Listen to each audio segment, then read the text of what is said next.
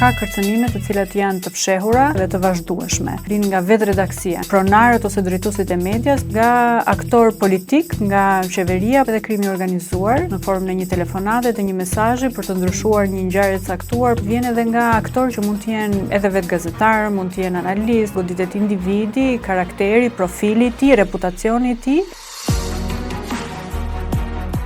Duke pasur parasysh këtë lloj mjedisi, gazetarët vetë censurohen.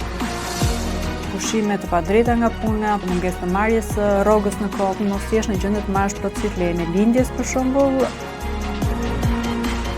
Kjo frymëhapje dhe transparencë nuk ekziston, në qëndrimi i institucioneve është i mbajtjes së informacionit dhe jo i dhënies së tij. Një gjuhë shumë të fortë antimedia dhe gazetar që është përdorur thuajse nga të gjitha partitë politike, jo vetëm nga qeveria. Mekanizmi i mbrojtjes dhe i reagimit të shpejtë kur gazetarët cënohen duhet të jetë funksional në praktikë dhe jo vetëm në letër.